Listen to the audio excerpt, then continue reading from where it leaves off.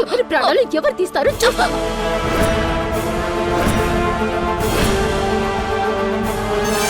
ఇప్పుడు నేను గాయత్రిగా పర్మనెంట్ గా ఉండబోతున్నాను అంటే అది భ్రమరాంబ గారి ప్లాన్ వల్లే.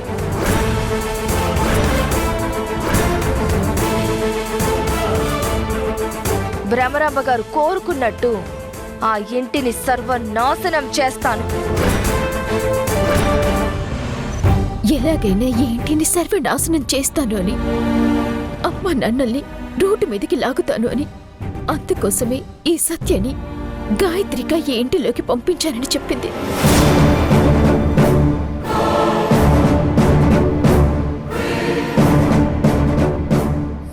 దానికి సత్య కూడా మన ఇంటిని నాశనం చేయాలని చూస్తోంది.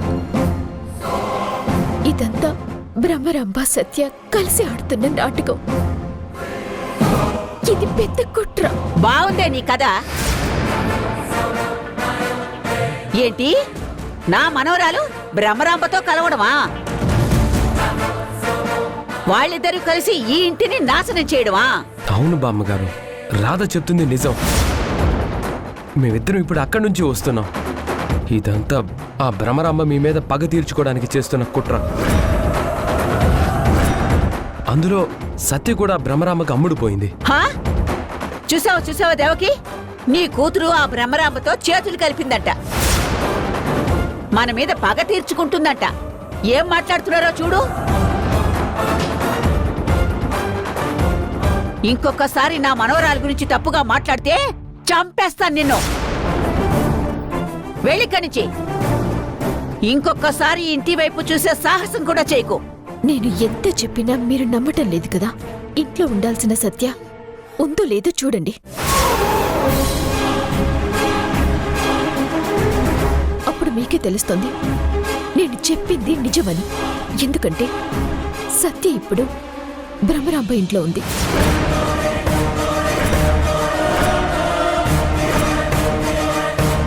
ఏంటి రాధా ఇది? ఇప్పుడు నువ్వు చెప్తున్న మాటలు నమ్మి నా గాయత్రిని అనుమానించాలా? అనుమానం కాదు నాన్న, నేను చెప్తుంది నిజం. కావాలంటే ఒకసారి చూడండి. యాండి, తను చెప్పేది అబద్ధం అని తెలుసు. కానీ ఇలాంటి వాళ్ళ నోళ్లు ముయించాలంటే నిజం కళ్ళ ముందు తెలియాలి. అమ్మా గాయత్రి, గాయత్రి ఒకసారి కిందకి రామ్మా.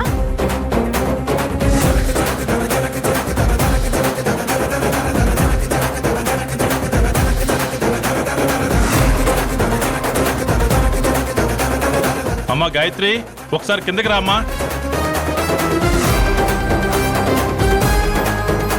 చూసారా, తను లేదు. ఆ భ్రమరాంబ ఇంట్లో ఉంది. అవును, తన భ్రమరాంబ ఇంట్లోనే ఉంది. ఇక్కడ పిలిస్తే ఎలా వస్తుంది? ఇప్పటికైనా నిజం తెలుసుకోండి. రోషన్, గాయత్రి గదిలోకి వెళ్ళి చూడు. సరే నానమ్మా.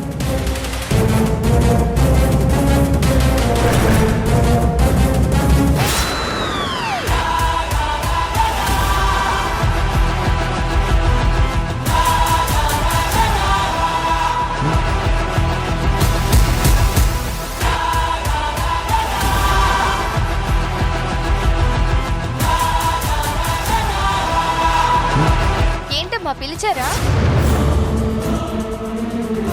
అవును, మళ్ళీ వీళ్ళెందుకు పనింటికి వచ్చారు? ఏం జరుగుతుంది ఇక్కడ? నువ్వు ఇంట్లో ఉండి భ్రమరామతో చేతులు కలిపి ఈ ఇంటిని నాశనం చేయబోతున్నావట. అందుకే వీళ్ళు ఇది చెప్పడానికి వచ్చారు. నేను భ్రమరాంబ ఇంట్లో ఉన్నానా? నేను ఆవిడతో చేతులు కలిపాను.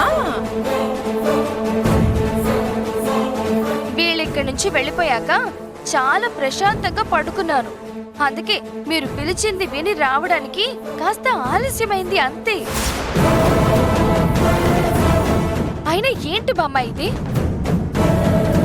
మళ్ళీ వీళ్ళేదో ప్లాన్ తోనే వచ్చి న్యూసెన్స్ చేస్తూ ఉంటే నువ్వు ఊరుకుంటావేంటి? గేటు బయట గెంటేసే.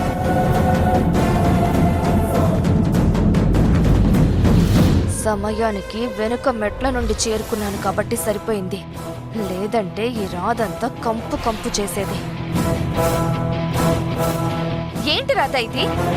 ఇంత జరిగి నీ బండారం బయటపడి బయట గెంటేసినా మళ్ళీ వచ్చేసి మమ్మల్ని ఎందుకు డిస్టర్బ్ చేస్తున్నావు? అసలు నీకు మానవత్వం అనేదే లేదా? మమ్మల్ని ప్రశాంతంగా ఉండనివ్వవా? సత్య,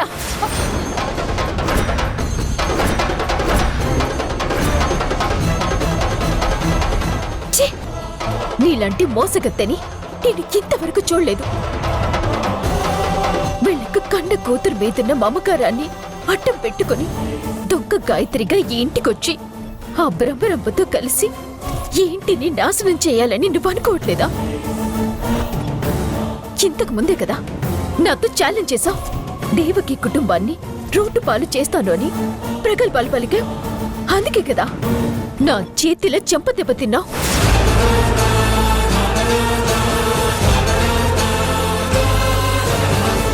ఎందుకు రాదా?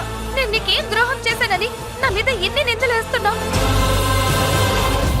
ఎప్పుడో 20 ఏళ్ల క్రితం కనబడకుండా పోయి నేను ఈ మధ్య మా వాళ్ళందరినీ చేరి వాళ్ళ ప్రేమని పొందుతూ ఉంటే ఎందుకు ఎందుకు నా మీద నీకు ఇంత కక్ష? ఎవరైనా తన సొంత కుటుంబాన్ని నాశనం చేయాలనుకుంటారా? ఎవరైనా శత్రువులతో చేతులు కలపాలని అనుకుంటారా? ఎవరైనా నీలాంటి శత్రువులు నా కుటుంబం జోలికొస్తే నా ప్రాణాల్ని అట్టేసైనా సరే నేను వీళ్ళని కాపాడతాను. అలాంటి నన్ను ఇన్ని మాటలు అంటావా? అందర్నీ ఇలా నమ్మించి మోసం చేయటానికి బాగా అలవాటు పడ్డావు. అందుకే ఇంతగా నటిస్తున్నా. నీలాంటి స్వార్థపరురాలు మోసిగత్తెకి సమాధానం నోటితో కాదు చేతితో చెప్తేనే వింటారు. నిన్ను ఆగు!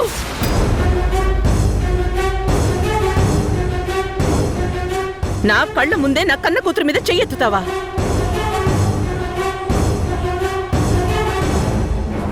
ఎంత ధైర్యం నీకు? అది కాదమ్మా. నార్మోయ్!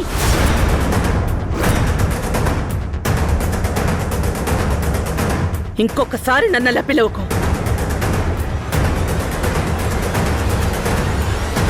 అయినా నీకేం తక్కువ చేశావు? మా మీద ఇంత కక్ష పెంచుకున్నావు? అమ్మా, నేను మీ మీద కక్ష పెంచుకోవడం ఏంటమ్మా? అలా పిలవకన్నానా? అలాగే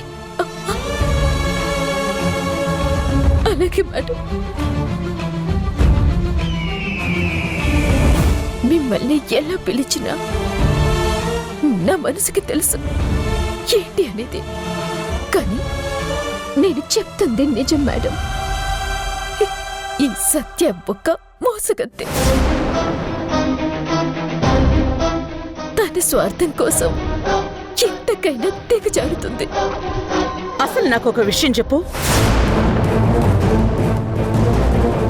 నువ్వు నా కూతురు మీద నిందలు వేయకుండా ఉండడానికి, మమ్మల్ని వదిలి వెళ్ళిపోవడానికి నీకేం కావాలి?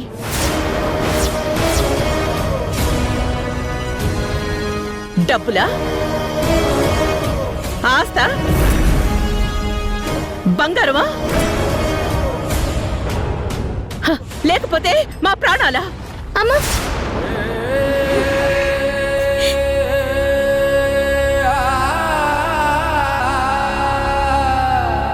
ఏం కావాలో చెప్పు. ఏం చేస్తే నువ్వు మమ్మల్ని వదిలేస్తావో చెప్పు.